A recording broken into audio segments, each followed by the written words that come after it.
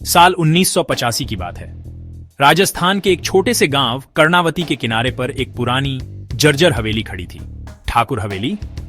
गांव वाले कहते थे कि उस हवेली पर कोई भयानक शाप है। रात होते ही वहां से चीखें और अजीब अजीब आवाजें सुनाई देती थी। सैकड़ों सालों से वो हवेली वीरान पड़ी थी। कोई उसके पास जाने की हिम्मत नहीं करता था। शहर से आए 4 दोस्त अजय, विक्रम, सीमा और नीलू एडवेंचर की तलाश में उस गांव पहुंचे। उन्होंने गांव वालों से हवेली के किस्से सुने, लेकिन उन पर विश्वास नहीं किया। अजय ने मुस्कुराते हुए कहा, अरे भूत वूत कुछ नहीं होता, ये सब गांव वालों की बनाई कहानियां हैं। विक्रम ने सुझाया, चलो आज रात उसी हवेली में चलते हैं, देखेंगे वहां क्या है। गांव वालों ने बहुत मना किया, लेकिन दोस्तों ने उनकी एक न सुनी। रात का समय था। चारों हाथों में टॉर्च लिए हवेली की ओर बढ़े। हवेली के पास पहुंचते ही ठंडी हवाएं चलने लगी।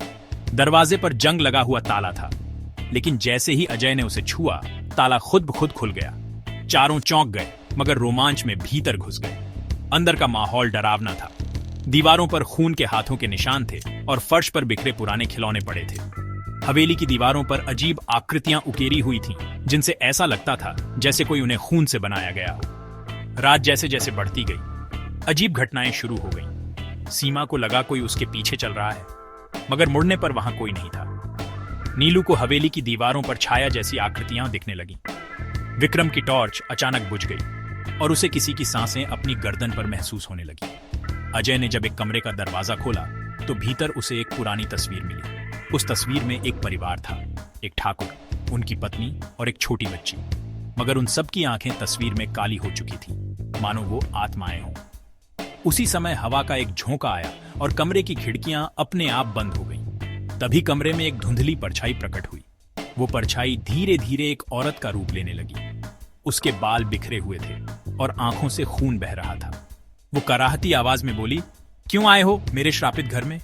चले जाओ, वरना तुम्हारी आत्माएं भी यहीं कैद हो जाएंगी। डर से कांपते हुए चारों भागे, लेकिन हवेली का दरवाजा बंद हो चुका था।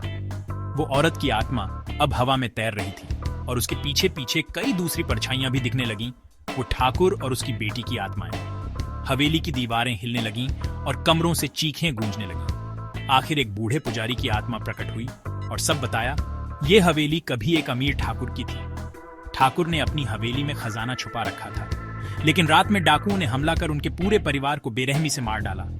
उनकी आत्माएं आज भी उस खजाने की रखवाली करती हैं और हवेली को छोड़ती नहीं। तब से यह हवेली शापित हो गई। अजय ने हिम्मत दिखाते हुए पुजारी से पूछा, इस श्राप से कैसे मुक्ति पाई जा सकती है? पुजारी ने कहा, ठाकुर परिवार की आत्माओं का अंतिम संस्कार करो और उनकी अस्थियां पवित्र नदी में बहा दो।